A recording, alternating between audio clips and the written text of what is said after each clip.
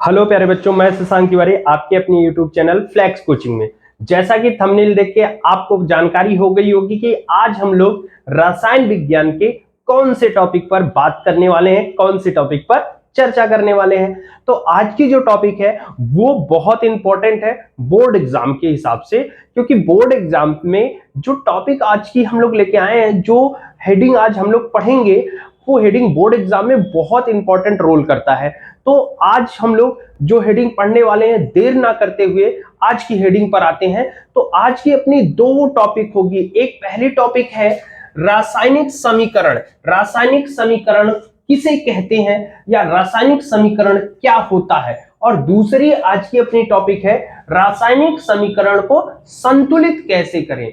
इसको हम लोग सीखेंगे। आज इन्हीं दो टॉपिक पर चर्चा होगी कि रासायनिक समीकरण किसे कहते हैं और रासायनिक समीकरण को संतुलित कैसे करें। इन दोनों चीजों को आज हम लोग सीखेंगे कि संतुलित रासायनिक समीकरण क्या होता है, ये भी हम जानेंगे। ठीक है, तो चलिए देर ना करते हुए आज की टॉपिक पर आते हैं। थोड़ा सा समय बचाने के लिए हम क्या किए, पहले थोड़ा सा परिभाषा को लिख दिए कि आपका जो समय है वो कम समय में आप अच्छा चीज सीख सकें। ठीक है, चलिए बात को आगे बढ़ाते हैं बेटा। रासायनिक समीकरण किसी रासायनिक अभिक्रिया में भाग लेने वाले पदार्थों और रासायनिक अभिक्रिया के बाद बनने वाले पदार्थों को प्रतीकों तथा सूत्रों द्वारा निरूपित करने को रासायनिक समीकरण कहते हैं। फिर से एक बार मैं आपको समझा देना चाहता हूं। बोले कि किसी रासायनिक अभिक्रिया में भाग लेने वाले पदार्थों, तो रासायनिक अभिक्रिया में जो भाग लेने वाला पदार्थ होता है उसे हम अभिकारक कहते हैं। क्या कहते हैं बच्चा? अभिकारक कहते हैं। ठीक है, अभिकारक कहते हैं। चलिए बात को आगे बढ़ाते हैं। बोले किसी रासायनिक अभिक्रिया में भाग लेने वाले पदार्थों, तो भाग लेने वाला पदार्थ क्या कहलाएगा? अभिकारक कहलाएगा। और उसके बाद क्या बोल रहे हैं? और रासायनिक अभिक्रिया के बाद बनने वाले पदार्थों, और बनने वाला पदार्थ क्या कहलाता है? उत्पाद कहलाता है। क्या कहलाता है? उत्पाद। अब बात को समझिए प्यारे बच्चों कि यहां पे अभिकारक और उत्पाद, चाहे अभिकारक हो और चाहे उत्पाद हो, दोनों में जो तत्वों की संख्या होगी या जो तत्व के प्रतीक होंगे, जो तत्व लिखना है, आप उसको अगर प्रतीकों से लिखेंगे, आप उसको सूत्रों से लिखेंगे, आप उसका फार्मूला लिखेंगे, आप उसका सिंबल लिखेंगे। किसमें प्यारे बच्चों? अभिकारक और उत्पाद में। अगर आप प्रतीक लिखते हैं, सिंबल लिखते हैं, आप उसका सूत्र लिखते हैं, तभी वह रासायनिक समीकरण कहलाता है। अगर आप जैसे जैसे प्यारे बच्चों, चलिए बात को हम लोग आगे बढ़ाते हैं, समझते हैं कि रासायनिक समीकरण क्या है। परिभाषा तो आपको समझ में आ गई। यहां पे हमने आपको यह भी बताया कि अभिकारक और उत्पाद में जो तत्व होंगे, जो यौगिक होंगे, अगर आप उनको उनके प्रतीकों से लिखते हो, उनके सूत्रों से लिखते हो, तभी वो रासायनिक समीकरण कहलाएगा। अदरवाइज अगर आप उन्हें शब्दों में लिखते हो, शब्दों का मतलब कैसे है बेटा? जैसे हमने बोला carbon, carbon plus oxygen, oxygen. चलिए ध्यान दीजिए, कार्बन प्लस ऑक्सीजन। अब यहां पे अब ये दोनों का जो उत्पाद बनेगा वो बनेगा कार्बन डाई ऑक्साइड। थोड़ा जगह नहीं है तो इधर लिख देते ऑक्साइड, ऑक्साइड। चलिए बात को आगे बढ़ाते हैं। अब यहां पे ये शब्दों में लिखा हुआ है, तो शब्दों में अगर लिखा है तो ये रासायनिक समीकरण नहीं होगा। यहीं पे अगर हम इनको प्रतीकों द्वारा निरूपित कर दें, चलिए प्रतीकों द्वारा निरूपित करके देख लेते हैं। यहां पे हम लिखते हैं कार्बन, यहां पे लिखते हैं ऑक्सीजन, और ये बनता है कार्बन डाई ऑक्साइड। तो ये आपका समीकरण है, ये आपका रासायनिक समीकरण है। अगर आप शब्दों में लिखते हैं तो शब्दों में अगर आप लिख देते हैं तो वो रासायनिक समीकरण नहीं होता है। आप जब तक तत्व को उसके प्रतीक द्वारा नहीं लिखते हैं, आप उसके सूत्रों द्वारा उसको नहीं निरूपित करते हैं, तब तक वह रासायनिक समीकरण नहीं कहलाता है। इस बात को ध्यान में रखिए, प्रतीकों और सूत्रों द्वारा लिखना ही रासायनिक समीकरण कहलाता है। तो चलिए इसको आप लोग नोट करिए। एक एग्जांपल और मैं आपको समझा देता हूं। चलिए मान लीजिए आपने लिखा हाइड्रोजन। अब हाइड्रोजन, आप जल का सूत्र लिखते हो, जल, पानी, जल। अब जल को आप शब्दों में लिख दिए तो ये रसायन विज्ञान के हिसाब से रासायनिक समीकरण नहीं है। आप जब जल का सूत्र लिख दिए H2O, तो ये एक तरीके से आपका रासायनिक समीकरण हो गया। क्यों हो गया? क्योंकि hydrogen plus oxygen, hydrogen plus oxygen से मिलकर H2O बना है। तो अब ये रासायनिक समीकरण हो गया, ये रासायनिक समीकरण हो गया।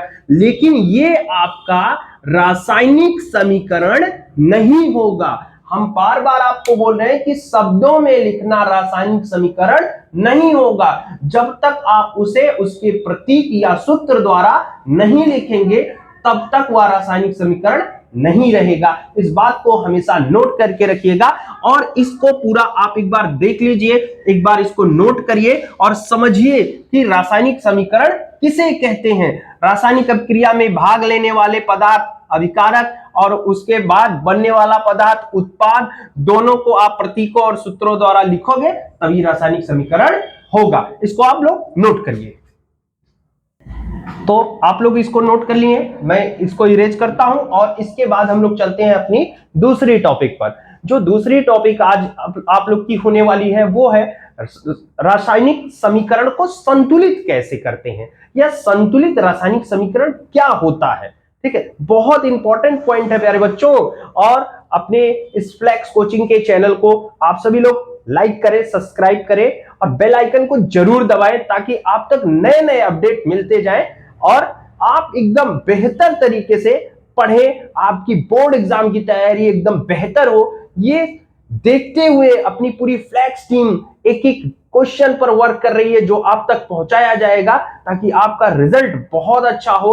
बोर्ड एग्जाम चल रहे हैं, आप सभी को मेरे तरफ से बहुत बहुत बधाई है कि आप सभी का प्यारा सा नंबर, बहुत अच्छा नंबर आप लोग का आए। तो चलिए देर ना करते हुए प्यारे बच्चों हम लोग अपनी दूसरी टॉपिक पर चलते हैं और ये टॉपिक रासायनिक समीकरण आप लोग सभी लोग नोट कर लिए होंगे और इसको समझिएगा कि रासायनिक समीकरण किसे कहते हैं।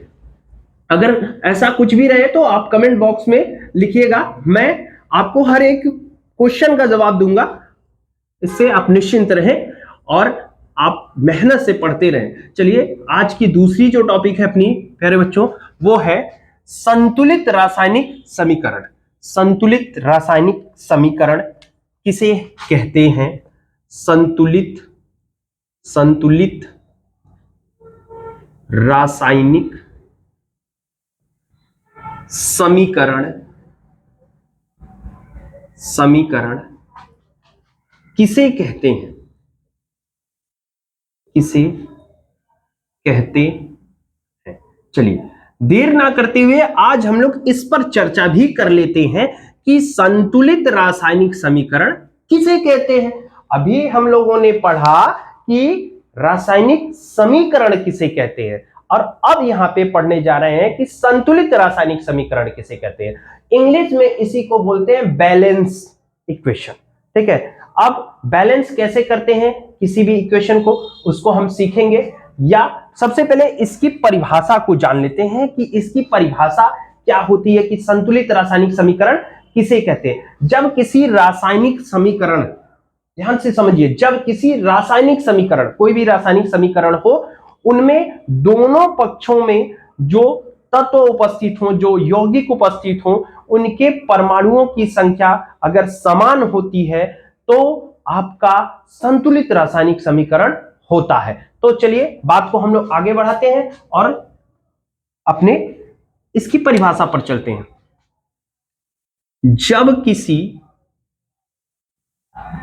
जब किसी रासायनिक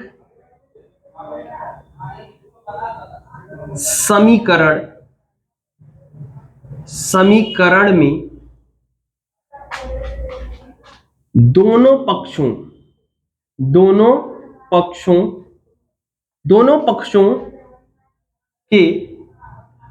पक्षों का मतलब क्या है प्यारे बच्चों?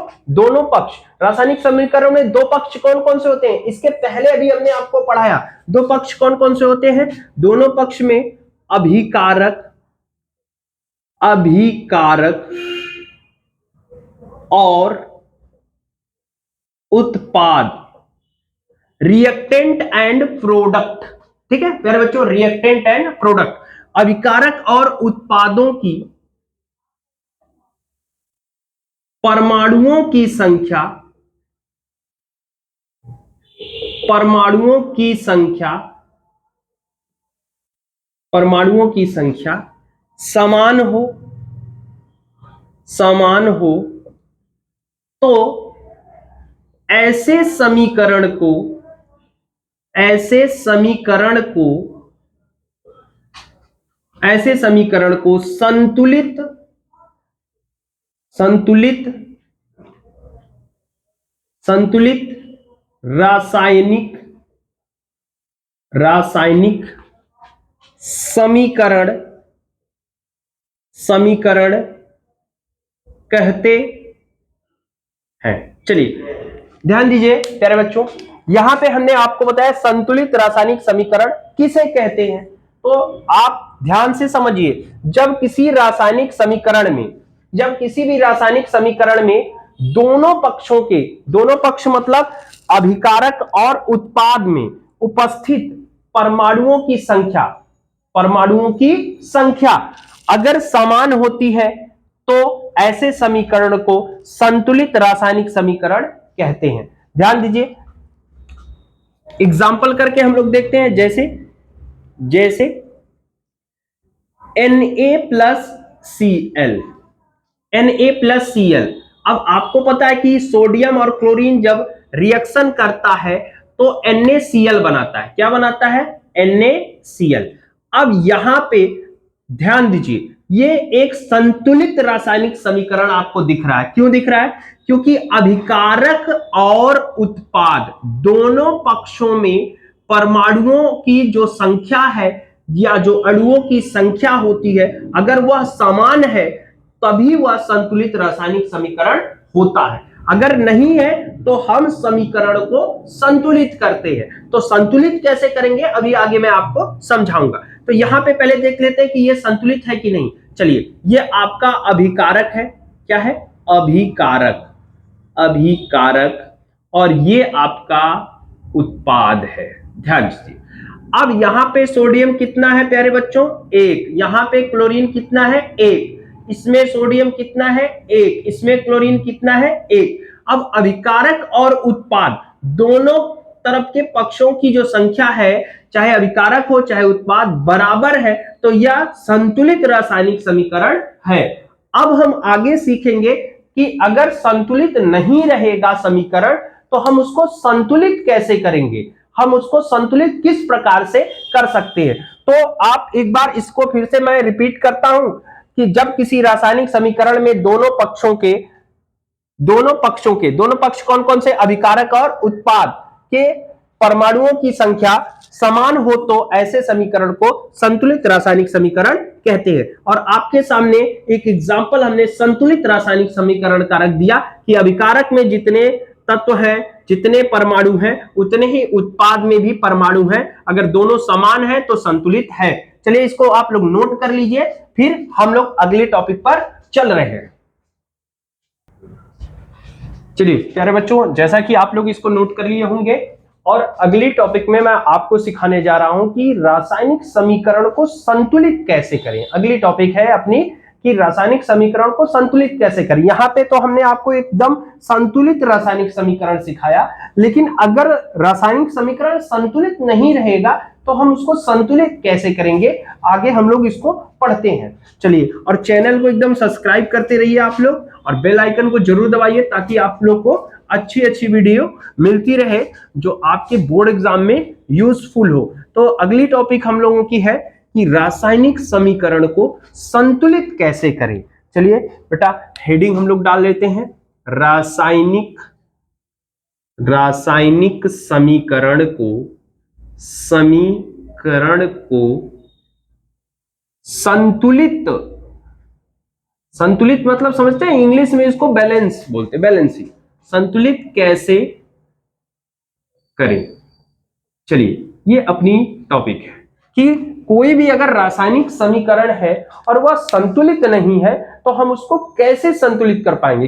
ये बोर्ड एग्जाम में अक्सर क्लास 10th चाहे यूपी बोर्ड हो या सीबीएसई बोर्ड हो, अक्सर ये इससे क्वेश्चन जरूर आते हैं कि समीकरण को संतुलित करिए, समीकरण को शब्दों में लिख देता है। तो समीकरण को जब शब्दों में लिखता है तो वो रासायनिक समीकरण होता नहीं, आपको उसको उसका सूत्र लिखना पड़ता है, उसका प्रतीक लिखना पड़ता है, जो अभी हमने आपको पढ़ाया कि शब्दों में लिखा है तो रासायनिक समीकरण नहीं होगा। जब तक आप उसको प्रतीकों में नहीं लिखोगे, जब तक आप उसके सूत्रों से के द्वारा उसको निरूपित नहीं करोगे, तब तक वो प्यारे बच्चों रासायनिक समीकरण नहीं होगा।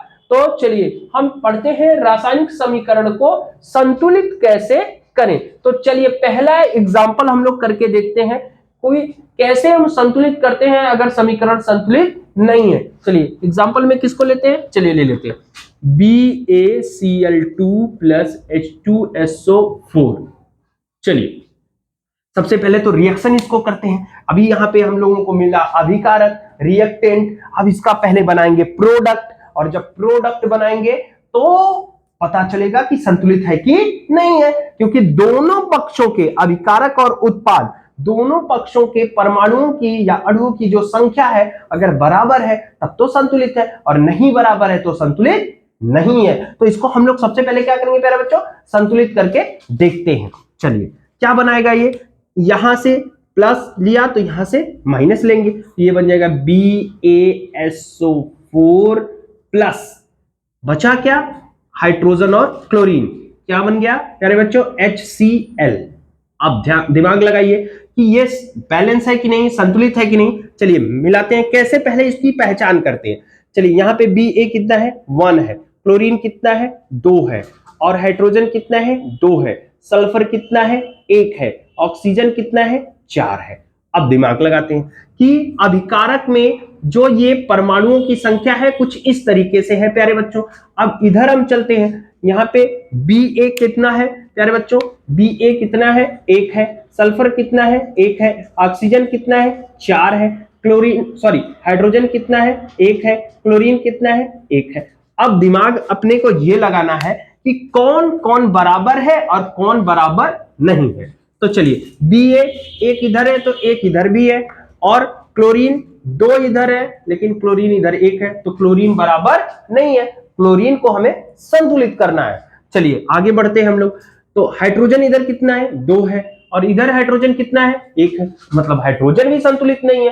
तो क्योंकि दोनों पक्षों की संख्या, परमाणुओं की संख्या क्या होनी चाहिए, बराबर। जब तक बराबर नहीं होगी तब तक संतुलित रासायनिक समीकरण नहीं है। चलिए बात को आगे बढ़ाते हैं। सल्फर कितना है, 1 है, इधर सल्फर कितना है, 1 है, इधर ऑक्सीजन कितना है, 4 है, इधर ऑक्सीजन कितना है, 4 है। मतलब हमको संतुलित किसको करना है, हाइड्रोजन और क्लोरीन को। तो चलिए हाइड्रोजन और क्लोरीन को हम लोग संतुलित करते हैं। चलिए कोई नंबर ऐसा हम रखें अपने मन में कि कितने से इसमें मल्टीप्लाई कर दे कि ये भी 2 हो जाए और ये भी 2 हो जाए। एक सिंपल सा एग्जांपल मैं आपको दे रहा हूं, अभी बहुत सारे बड़े बड़े एग्जांपल्स है, लेकिन ये सिंपल सा सिखा रहा हूं ना कि आप यहां से सीखेंगे तो बड़े वाला भी कर पाएंगे। चलिए यहां से आपको हाइड्रोजन दिख रहा है, यहाँ पे क्लोरीन दिख रहा है। अब कौन से ऐसे नंबर से इसमें गुणा करें, कौन से ऐसे नंबर से मल्टीप्लाई करें कि ये हाइड्रोजन भी 2 हो जाए और क्लोरीन भी 2 हो जाए। चलिए कमेंट में बताइए जल्दी, किससे गुणा करें। चलिए 1 से कर दें क्या, 1 से करेंगे तो होगा ही। चलिए 2 से करके देख लेते हैं। चलिए 2 से करते हैं तो 2 1 जा 2, 2 1 कम 2, गांव वाली भाषा में बाबू, 2 1 कम 2, 2 1 कम 2, ठीक है। तो कितना हो गया, देखो ये जो हाइड्रोजन है ये भी 2 हो गया, क्लोरीन भी कितना हो गया, 2 हो गया। अब दोनों को मिला लो, चलिए मिला के देख लेते हैं।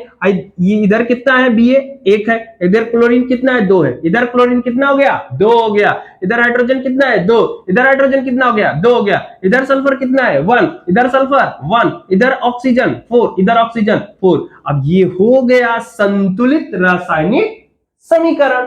तो आपको कुछ इस तरीके से समीकरण को संतुलित करना पड़ता है कि हम समीकरण को कैसे संतुलित करें, इसको हमने आपको पहले एग्जांपल में सिखाया। चलिए अभी और एग्जांपल हम लोग करते हैं ताकि आपको और आसान लगे, आप और आसानी से अपने बोर्ड एग्जाम में जो एग्जाम चल रहे हैं उस एग्जाम में आप अच्छे नंबर लाने के लिए इस क्वेश्चन को आसानी से सॉल्व कर सके। चलिए दूसरा एग्जांपल हम लोग किसका लेते हैं, चलिए ले लेते हैं N2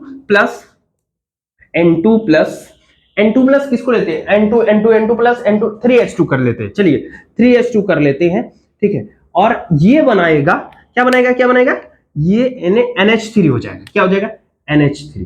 NH3 बना दिया। अब दिमाग लगाते हैं यहां पे जो नाइट्रोजन है ये कितना दिया है प्यारे बच्चों? 2 दिया है। हाइड्रोजन अब यहां 3 लगा है ना प्यारे बच्चों, तो इस 3 का मल्टीप्लाई इसमें हो जाएगा।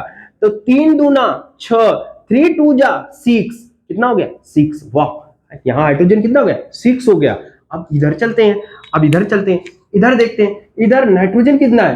1। बाप रे, गड़बड़ हो गया है, तो 1 हो गया। अब यहां पे देखो हाइड्रोजन कितना हो गया? 3 हो गया। वाह, गड़बड़ हो गया है। तो अब यहां गड़बड़ हुआ कि नहीं हुआ? चलिए, गड़बड़ कुछ नहीं हुआ, फिर से बैलेंस कर लेंगे, इसको संभाल लेंगे। चलिए देखिए, यहाँ पे प्यारे बच्चों नाइट्रोजन 2 है और इधर हाइड्रोजन 6 है, इधर नाइट्रोजन 1 है और हाइड्रोजन कितना है? 3 है। तो अब नंबर अब किस नंबर से मल्टीप्लाई करें? 2 से करें क्या? 3 से करें? नहीं, चलो 2 से कर लेते, 1 से करके पहले देखते हैं। 1 से करेंगे तो 1 का मल्टीप्लाई 1 में करेंगे तो वहीं आएगा, तो बैलेंस होगा ही नहीं। चलिए, अगर 2 से करके इसको देखते हैं तो शायद बैलेंस हो जाए। चलिए करते हैं 2 से। 2 1 जा 2, अरे वाह, हो तो गया यार। और 2 3 जा 6, हो तो गया, हुआ ना। अब ध्यान दो, यहां पे नाइट्रोजन 2 था, इधर भी नाइट्रोजन 2 हो गया। अब इधर हाइड्रोजन 6 था, तो इस 2 का मल्टीप्लाई 3 में हो गया। 2 3 जा 6, 2 तिहाई 6। अब हो गया ना ये संतुलित रासायनिक समीकरण। संतुलित रासायनिक समीकरण, दोनों पक्षों की संख्या, परमाणुओं की संख्या बराबर हो गई। इधर जितना है इधर भी उतना है। अभिकारक और उत्पाद, अभिकारक और उत्पाद की संख्या बराबर होनी चाहिए। क्या होनी चाहिए प्यारे बच्चों? बराबर होनी चाहिए। अगर बराबर है तो संतुलित है, अगर बराबर नहीं है तो संतुलित नहीं है। चलिए अब क्या करते हैं, आगे एक और एग्जाम्पल करके देखते हैं कि या 2 ही रहने दे, नहीं और कर लेते हैं, और करेंगे तो और मजा आएगा, और संतुलित करने में तो बड़ा मजा आता है। संतुलित करो यार, मजे से करते रहो। चलिए नेक्स्ट एग्जाम्पल करते हैं, तीसरा 2k प्लस किससे करें? आप लोग कुछ कमेंट में बोलिए, यहाँ किसको लिखें, जल्दी बताइए, जल्दी। चलिए लिख देते हैं, किसको लिखते हैं? H2O को लिख देते हैं। चलिए H2O को लिखते हैं, H2O 2H2O को लिखते हैं। चलिए अभी क्या बनेगा? अभिकारक आपके पास है और आपको उत्पाद का निर्माण करना है, तो क्या बनाएगा ये? चलिए रिएक्शन करके देखते हैं इसका। ये प्लस है, ये माइनस, तो क्या बन जाएगा? KOH। क्या बन गया? KOH। बचा क्या? हाइड्रोजन बचा, तो ये बन गया H2। अभी यहाँ पे हम लोग मिलाएं, इसको बैलेंस है कि नहीं है? बैलेंस, संतुलित है कि नहीं है? चलिए यहाँ पे 2 1 जा 2, पोटेशियम कितना है? 2 है, और 2 2 जा 4, हाइड्रोजन कितना दिया है? 4 दिया है। चलिए मार्कर थोड़ा चेंज कर लेता हूं, इस 2 1 जा 2। अब यहाँ पे ऑक्सीजन कितना दिया? 2 दिया है। अब इधर मिलाते हैं, पोटेशियम कितना है बच्चों? 1। पोटेशियम कितना है? 1। देखो मजा आएगा, संतुलित करोगे मजा आएगा एकदम। और इससे क्वेश्चन आते हैं, इसको मतलब एकदम दिमाग में सेट कर लेना कि क्वेश्चन इससे आते ही आते हैं प्यारे बच्चों, नहीं तो एग्जाम में नंबर कम आया तो गांव वाले और सब लोग पूछेंगे क्या कर रहे थे। तो ऐसा नहीं करने का, अपने को क्या करना है? सीधे एकदम बेहतर नंबर लाना है, अच्छा रिजल्ट लाना है। चलिए बात को आगे बढ़ाते हैं। 1 यहाँ पे, और ऑक्सीजन यहाँ पे कितना है? 1 है। हाइड्रोजन कितना है? हाइड्रोजन? ये 1 हो गया, और इसको लेके 3 हो गया। चलिए 3 लिख देता हूं, 3 हाइड्रोजन, ताकि आप कंफ्यूज ना हो, 3 हाइड्रोजन है। अब यहाँ पे हमको क्या करना है? कैसे हम इसको बैलेंस करें? कि सब इक्वल हो जाए? कैसे करें बताइए? कौन से नंबर से मल्टीप्लाई करें? चलिए 2 से करके देखते हैं, 2 से 2 1 जा 2, 2 1 जा 2। अब यहाँ पे पोटेशियम कितना हो गया? 2 हो गया ना 2, पोटेशियम 2 हो गया। अब जब पोटेशियम 2 हो गया तो पोटेशियम हो गया संतुलित, लेकिन ऑक्सीजन की बात करते हैं। ऑक्सीजन, अब इस 2 का मल्टीप्लाई इसमें भी हो जाएगा, तो 2 1 जा 2 1 जा 2, 2 1 जा 2, ये भी हो गया बैलेंस। अब इस 2 का मल्टीप्लाई इसमें करेंगे, तो 2 1 जा 2, 2 1 जा 2, ये भी हो गया। अब 2 हाइड्रोजन यहां और 2 हाइड्रोजन यहां, हाइड्रोजन कितना हो गया प्यारे बच्चों? इसमें 4 हो गया। चलिए अब इधर हाइड्रोजन कितना दिया है? हाइड्रोजन इधर कितना है? 4 है, तो हाइड्रोजन इधर 4, इधर भी 4।